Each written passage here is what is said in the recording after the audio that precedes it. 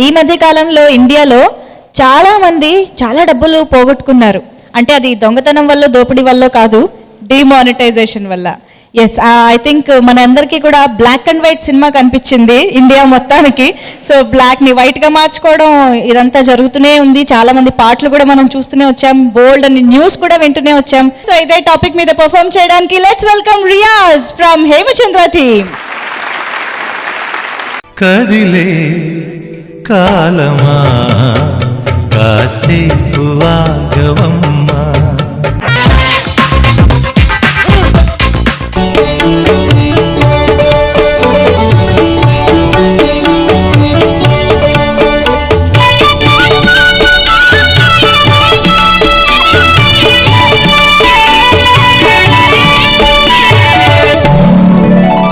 నడిచే కాలమా కాసేపు ఆగవమ్మా, మోడి దెబ్బకు మైండంత బ్లాక్ అమ్మా, మెదడే చెదరగా రుణము తీరలే నోట్ల కట్టలతోనే నడిచే కాలమా కాసేపు ఆగవమ్మా.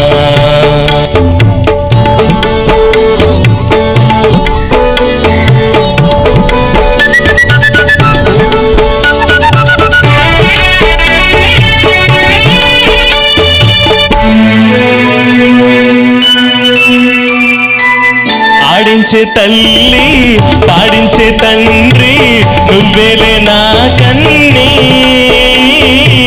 నా నోట్ల కట్టల మా కంటి చెమ్మ నే చూడలేనమ్మా, ఇన్నేళ్లతో నేస్తానివే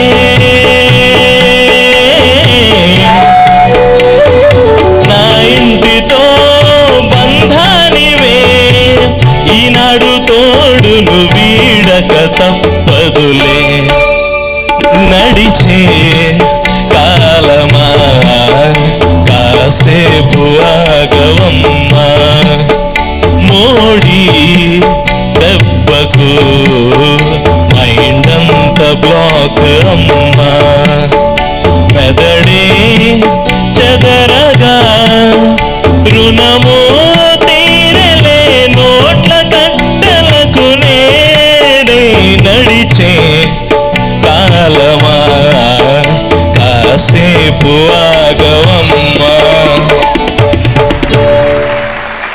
సో రియాజ్ ఆవేదన వ్యక్తం చేసావు ఫైనల్లీ. మరి నీ ఆవేదన నచ్చిందా లేదా తెలుసుకుందాం. ఓకే, సో స్వప్న చక్కగా పాడావు, మంచి పాట, మెలడీ.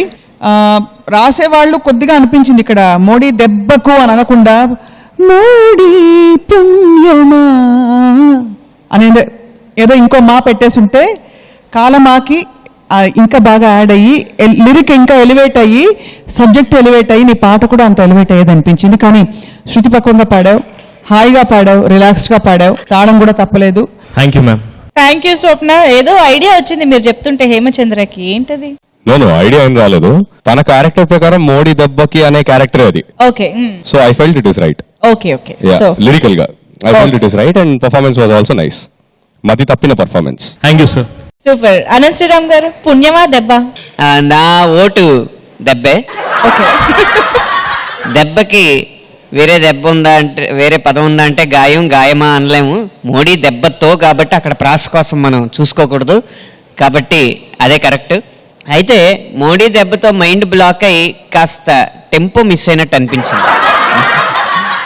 తర్వాత శృతి కూడా అక్కడక్కడ ఫ్లాట్ అయింది అనిపించింది.